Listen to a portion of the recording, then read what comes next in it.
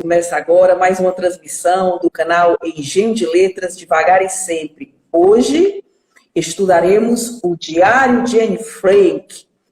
A nossa comentarista será a estudante do nono ano, Sara Gomes dos Santos, de 14 anos. Palavra contigo, Sara, vamos lá.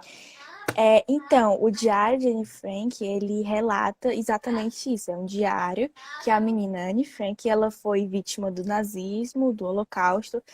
Ela morreu no campo de concentração e foi enterrada junto com a sua irmã Margot. No caso, o livro eu tenho duas edições, que são essas aqui. Essa daqui é a HQ, né, em quadrinhos, e tenho essa outra aqui, que ela é escrita mesmo assim, não é em quadrinhos. E ela é mais, eu particularmente acho ela mais bonita porque tem várias imagens aqui. Você vê a família dela, né? Você vê que a família que ficou junto com ela, o pessoal que ajudou a se esconder no anexo. E no final do livro também tem algumas outras fotos de momentos com a família dela e tudo mais, né? Aqui tem até uma foto que ela tem uma citação, que é essa daqui. Tá em alemão, mas aqui embaixo tem a tradução e tá dizendo assim: esta é uma fotografia minha de como eu gostaria de ficar para sempre. Então, talvez eu pudesse ter a chance de ir para Hollywood. Porque, no caso, ela queria, o sonho dela era ser jornalista e escritora famosa. Mas, infelizmente, ela não conseguiu, né? Não conseguiu. Mas ela teve o seu diário publicado pelo pai, que foi um sobrevivente. Na versão em quadrinhos também ela é muito bonita, né? Ela é toda colorida. Aqui é preto e branco e uma pegada mais cinza. Aí, uma citação dela é assim, que eu acho muito bonita. É como é extraordinário ninguém precisar esperar um momento específico para melhorar o mundo. Porque no que ela estava vivendo, ela pensava muito isso. O mundo podia ser de outra forma. Porque foi uma pessoa que causou todo esse problema, né? Ela foi vítima do Holocausto. Então ela viu tudo que estava se passando por ali, o que estava acontecendo. Aí essa versão aqui, que eu mostrei primeiro, fala também de onde o diário original está, que ele está em Amsterdã, em exposição, lá em um museu, que eu não me recordo o nome. E aqui no meio do livro você vê que ela não escrevia todos os dias, ela tinha alguns intervalos de uma semana, às vezes ela nem escrevia. Por exemplo, teve um aqui do 18 ao 20, foi 2 sábados, ela demorou para escrever, foi uma semana para escrever. Tinha intervalos até mesmo de... Todo dia ela podia escrever, às vezes ela escrevia a cada uma semana. Então, esse presente de aniversário, com 13 anos, o pai dela deu o caderno para ela escrever e ela fez esse diário, que hoje ganhou vários prêmios e é mundialmente famoso. E eu particularmente acho que é o meu livro preferido, eu gosto muito. O primeiro que eu li foi esse aqui, em quadrinhos, que a leitura foi muito boa, porque para quem começou a ler assim, eu era mais nova, e esse aqui ele relata tudo mais, entendeu? Ele faz a questão de realmente como ela escreveu, da forma, do que estava escrito. Acontece que tem a tradução, né? Eu estava em alemão, do idioma dela, aí perde muitas coisas durante a tradução, mas aqui você lendo esse aqui comparando com esse outro, você vê que aqui tem muito mais informação, porque aqui na verdade é só um resumo, tá falando um pouco menos do que ela quis dizer no diário. E foi no auge da Segunda Guerra, né, do nazismo, que ela realmente foi escrevendo isso, que ela relatando tudo. Então aqui realmente é uma obra histórica e um relato de uma pessoa que foi vítima da Segunda Guerra. Exatamente, Sara. Você falou sobre o pai dela, né? O pai dela morreu em 1980. Ela nasceu em 12 de junho de 1929, ou seja, já após a Primeira Guerra Mundial. Ela nasceu na cidade alemã de Frankfurt. E como você bem disse, Sara, ela teve uma irmã chamada Margot, 3 anos mais velha que a Anne Frank. Contexto histórico da época, porque ela já nasceu, digamos, na iminência da Segunda Guerra, né? Ela nasceu pós Primeira Guerra e antes da Segunda. Hitler quando ele ascendeu ao poder, ele odiava os judeus. Ele elegeu bodes expiatórios, entre eles os judeus. Então, dentro da Segunda Guerra, a gente tem uma microguerra, um microsistema bélico, que é de Hitler contra as minorias que ele elegeu como odiosas. Entre elas, ele elegeu os judeus e culpou os judeus pelos vários problemas da Alemanha pós-Primeira Guerra. Em razão da má situação do país e desse ódio de Hitler contra os judeus, os pais de Anne Frank, que foram Otto e Edith Frank, exatamente, tem no livro, né? Eles resolveram se mudar para a Holanda, não foi isso? Foi, exatamente. Exatamente. Bom, sendo que o que foi que aconteceu com a Segunda Grande Guerra? A Alemanha invadiu vários países, entre eles a Holanda, não é não? Uhum. Aí você já relatou a história de Anne Frank exatamente na Holanda. Aí, o que é que acontece? Em 1º de setembro de 1939, quando Anne tinha apenas 10 anos, a Alemanha nazista invadiu a Polônia e com essa invasão, você deve ter estudado nos livros de história, que começou a Segunda Grande Guerra. Passados uns meses, chegando a 10 de maio de 1940, os nazistas também invadiram a Holanda. E Anne Frank e família já estavam na Holanda. Não teve como o exército holandês resistir à tropa nazista. Só guerreou durante 5 dias. E o que foi que aconteceu? Aos poucos, mas continuamente, os nazistas tornaram a vida dos judeus muito difícil. Parques, cinemas e lojas foram proibidos aos judeus. Exatamente, até que aqui no livro, tanto a HQ quanto a outra, fala que é quando elas já estavam na Holanda, ela foi numa piscina com a irmã dela. E até os militares falaram, saiam judeus daqui. Aí a Anne perguntou para a irmã dela por que isso estava acontecendo. E a Margot respondeu, porque eles acham que os judeus têm germes mortais e que vão passar para os humanos. Eles tratavam os judeus como animais. Pois é, Sara. Olha a que ponto a humanidade chegou, né? Isso já no século XX. Porque as duas grandes guerras se deram no século XX. Bom, aí com a invasão alemã da Holanda, naturalmente, o pai de Anne Frank perdeu seu negócio, né? Porque foi proibido ao povo judeu ter negócio próprio. Todas as crianças judias, claro, inclusive Anne Frank, tiveram de ir para uma escola judaica separada. Interessante que na Netflix tem um documentário sobre Anne Frank. Eu recomendo a que todos assistam. Bom, aí você falou também, Sara, do esconderijo deles, né, no anexo secreto. O anexo. Inclusive, eu tenho uma foto aqui de como ele era. Aqui é o quarto da Anne, ela ficava com aquele dentista que apareceu depois.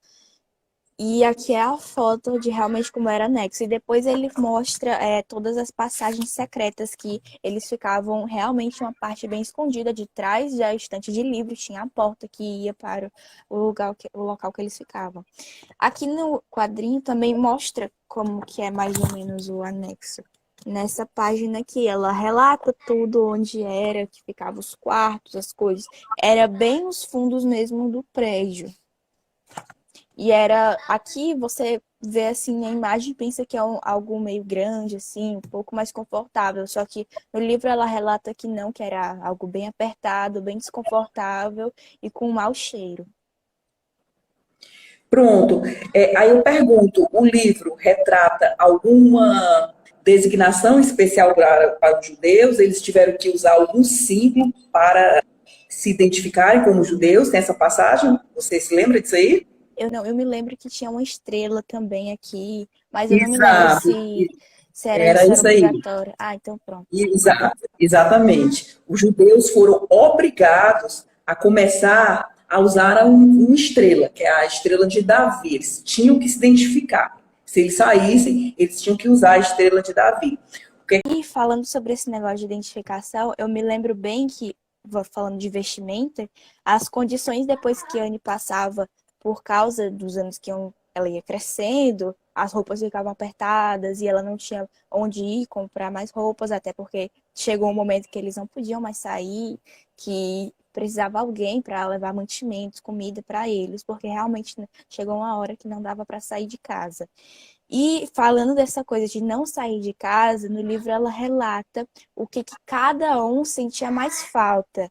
Que no caso, ela falava da irmã dela, que segundo Margot, ela poderia ficar 2 dias inteiros em uma banheira, que eu penso que era por causa que era um banho por dia, às vezes nem isso, porque não podia fazer barulho. E também porque não tinha água, não tinha condições muito boas para a higienização. Então, acho que é por isso. E a Anne falava que ela queria voltar para a escola dela, que ela sentia falta da escola. E aí fala também que a mãe dela se sentia no desejo de querer uma xícara verdadeira de café. Falava das outras famílias que realmente o que queriam depois de sair daquilo dali, se iam sair. E era isso. O que eu acho mais interessante ela que é a Anne sentia saudade da escola, que só sentia saudade dos admiradores secretos dela, das amigas dela, que ela tinha duas que ela nem sabia se eram verdadeiras, mas mesmo assim ela sentia falta da convivência das pessoas que ela já conhecia. Ela fala que ela não gostava da escola judaica que tinha, porque era algo completamente diferente da escola que ela estava acostumada a ir antes do nazismo, que era a escola que ela tinha uma convivência melhor com as pessoas.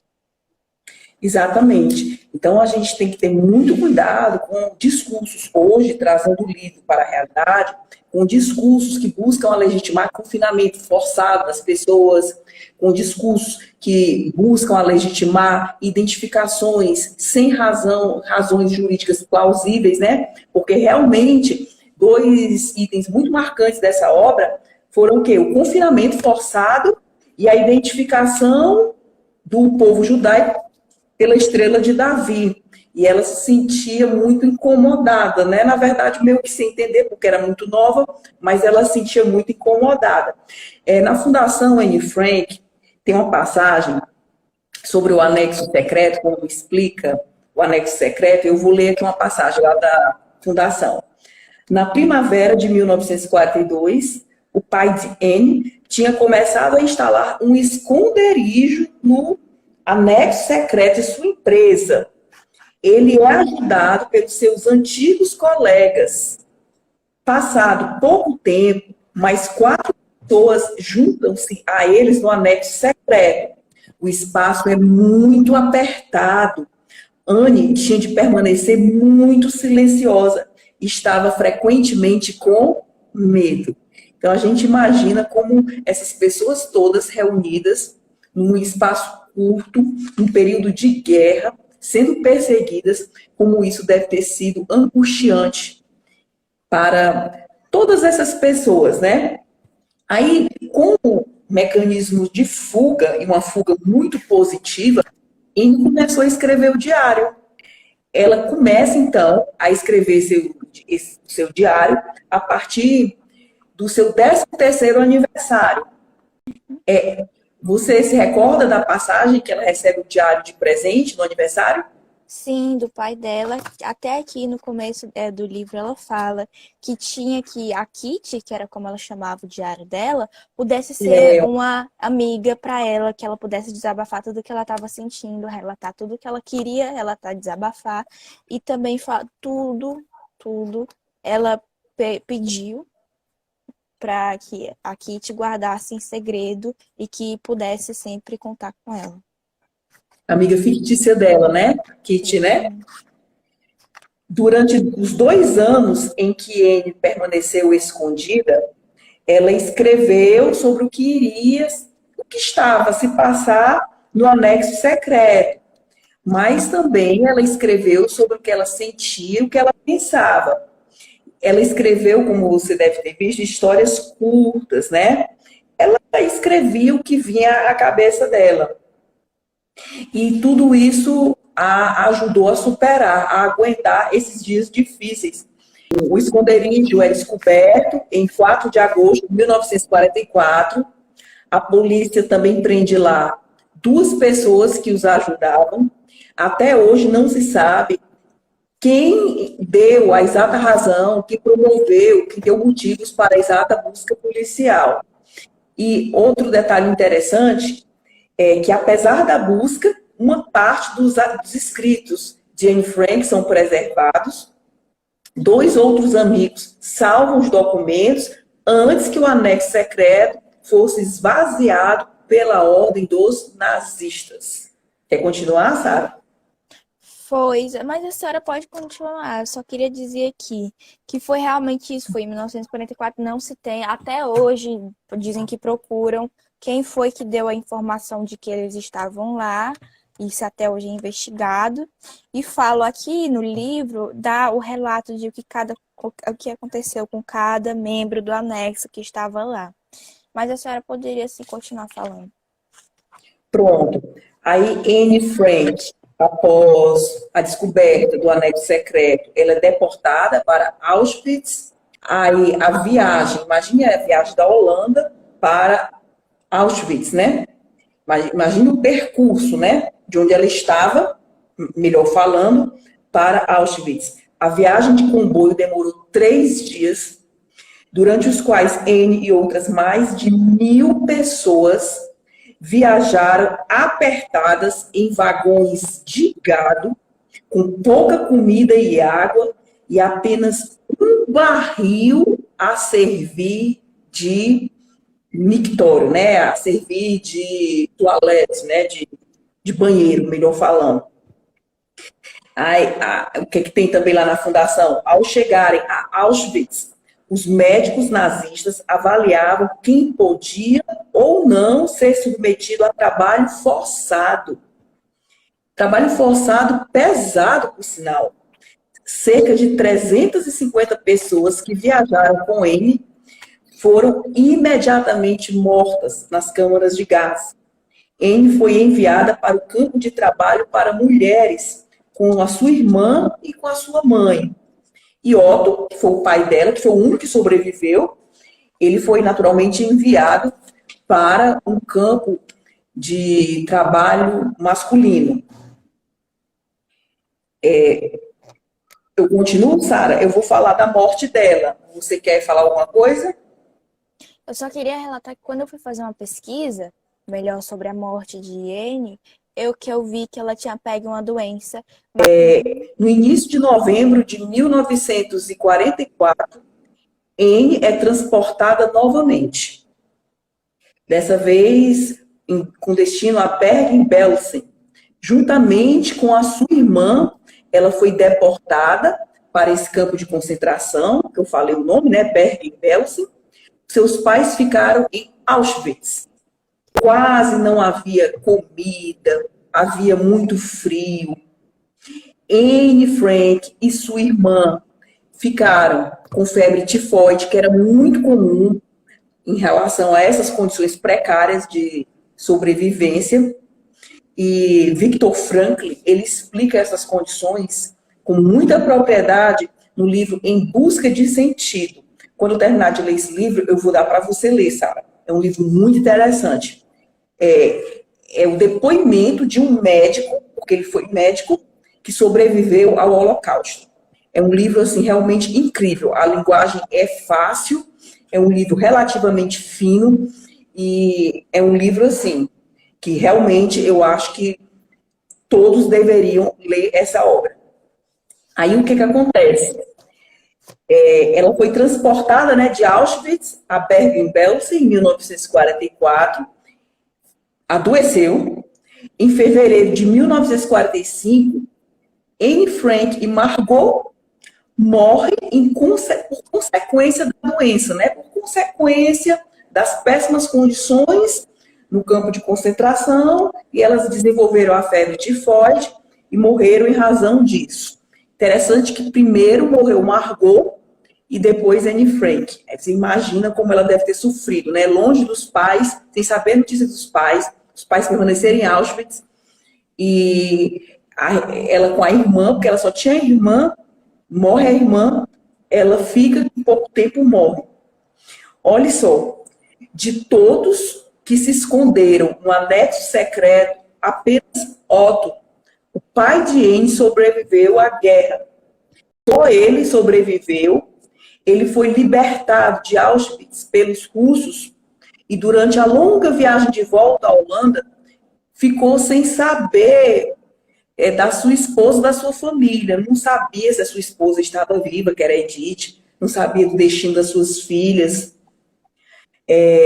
Quando ele chegou à Holanda, aí ele soube do destino da sua família. Ele soube da morte de todo o núcleo familiar. Na verdade, todos que estiveram escondidos, só ele sobreviveu. Ele foi até aqui no livro fala que ele foi libertado pelas tropas russas, né? Exatamente. Exatamente. Aí eu vou ler dois pedaços muito importantes que estão lá na Fundação Anne Frank. Acesso público. Qualquer pessoa que está no Google Fundação Anne Frank tem acesso a esse material. Anne queria se tornar, como você bem disse, Sara, ela queria se tornar escritora ou jornalista.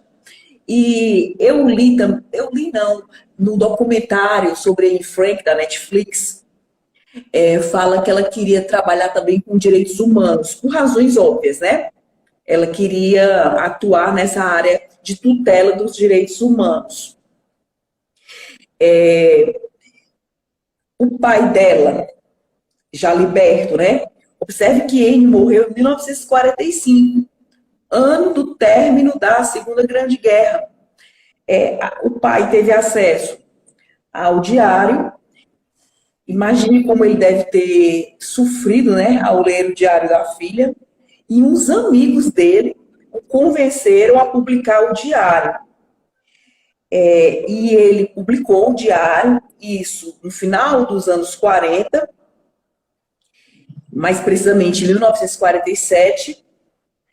E interessante que ele não foi publicado com o nome O Diário de Anne Frank. Ele foi publicado inicialmente com o nome O Anexo Secreto. Você chegou a ler isso aí?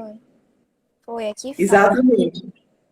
Numa edição de apenas 3.000 exemplares. O livro, naturalmente, foi um êxito editorial, veio a ser traduzido para dezenas de línguas e adaptado para o teatro e para o cinema. Detalhe, em 1960, Sara, o esconderijo se tornou um museu. A casa de Anne Frank é um museu, lá na Holanda, a casa de Anne Frank. Que é onde justamente está o diário oficial, onde se encontra. Otto, pai de Anne, continuou muito envolvido com esse museu, né? Até a sua morte, que se deu em 1980. Pronto. Por que você acha que o pai de Anne Frank, ele se esforçou tanto para divulgar a memória da filha? Na verdade, as memórias da filha. Deve ter sido muito difícil para ele, primeiramente, ter lido o que a filha dele escreveu em relação a isso, porque eu acho que ele deve ter sentido sentimento de culpa, porque eu acho que ele deve ter pensado, nossa, ela estava passando por tudo isso, não falou e agora isso aconteceu. E depois eu acho que ele ficou realmente na dúvida se publicava ou não, porque era a privacidade da Jane, estava no diário, porque tudo que acontecia ela falava no diário para Kitty. E eu acho que ele também, depois de publicar, depois de que o livro ficou muito famoso, aposto que ele não se arrependeu, que ele fez, acho que o gosto da filha, porque a filha queria ser escritora famosa, e o diário dela, que ela planejava publicar, fala no livro que ela já planejava publicar, ficou famoso. E o pai dela, acho que realmente se esforçou bastante, porque deve ter sido um sofrimento muito grande para ele, toda a trajetória de ler o diário, até ver se ia publicar ou não, até ver que valeu a pena publicar. E valeu a pena também porque isso serve de uma grande lição de moral e de empatia para as pessoas que vão ler, para verem como que o nazismo realmente foi, porque você estudando em uma aula de história, você tem a noção de quão ruim deve ter sido, mas ao ler um relato de uma pessoa que viveu aquilo e que morreu por causa disso, você tem uma noção maior e você tem uma lição de empatia em relação ao que você está lendo e o que você imagina que era o que a pessoa estava sentindo, porque querendo ou não, você se põe no lugar da pessoa que estava escrevendo e da pessoa que viveu aquilo dali, que morreu por causa daquilo ali. Exatamente, você disse uma palavra muito importante, empatia. No tribunal de Nuremberg, que foi um tribunal instaurado no período. Que justamente estava julgando os criminosos de guerra, né, as tropas nazistas. Eu tenho até no meu livro de história, inclusive eu fiz um questionário em sala disso, da questão, né, do Tribunal de Nuremberg, que eram os crimes da paz, o crime contra a humanidade, que ia completamente contra os direitos humanos. E exatamente isso. O Tribunal de Nuremberg, além de julgar os criminosos de guerra, ele também estava bem ali em relação ao nazismo. Tanto é que, se você for estudar o livro de história, o texto falando desse tribunal é gigante, falando o que ele fazia, que não era só esses criminosos de guerra. Que um dos motivos preponderantes para a ocorrência do nazismo foi a falta de empatia, que é o que você falou, Sara. Você falou sobre a falta de empatia. Bom, lá na Fundação Anne Frank, fala que o pai de Anne Frank, ele se esforçou ardentemente para divulgar os escritos de sua filha, porque ele esperava que os leitores do diário tomassem consciência dos perigos da discriminação, dos perigos do racismo e dos perigos do discurso de ódio. Discurso de ódio, no caso, contra os judeus, que vitimou a tantos, né? Lembrando que os nazistas, eles não perseguiram só os judeus, eles perseguiram quem era diferente, né? Eles perseguiram. Exatamente. O Holocausto não foi só a morte de milhares de judeus, mas como foi de homossexuais, testemunhas de Jeová e principalmente ciganos também. Os ciganos sofreram muito contra isso. Aqui no meu livro de história até falou que o Holocausto ele matou, mais de 200 mil homossexuais, 600 mil ciganos sofreram por causa disso. E, inclusive, não se tem uma conta certa de quantos testemunhas de Jeová sofreram e morreram por causa do Holocausto, do nazismo. Exatamente. Negros também, negros. Todo o ser humano que era diferente, eles não queriam. O nazismo, o objetivo era ter uma raça ariana, a raça europeia, a raça 100% pura, que era definida quanto o europeu, forte, loiro, branco. E quem era diferente disso era tratado como animal, tinha que sofrer essas consequências. A bandeira deles era a superioridade da raça ariana, né? Com esse discurso, eles cometeram atrocidades. Nuremberg, você encontra no YouTube, é um filme muito interessante. E Anne Frank, como eu já disse, o documentário, você também encontra na Netflix. Então, no YouTube, vocês vão encontrar um documentário muito interessante, que é a Arquitetura da Destruição. Esse documentário, ele mostra que esse ideal ariano de belo que você falou foi buscado na Grécia Antiga. Eles se inspiraram, olha só, na Grécia Antiga para definir o modelo ideal ariano, né? A superioridade da raça ariana, ela foi definida com padrão, adotando por padrão a Grécia Antiga.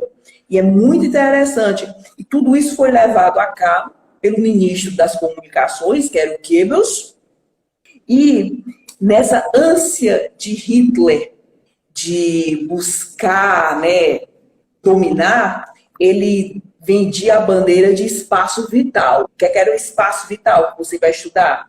História. Era o espaço territorial mínimo que Hitler compreendia adequado para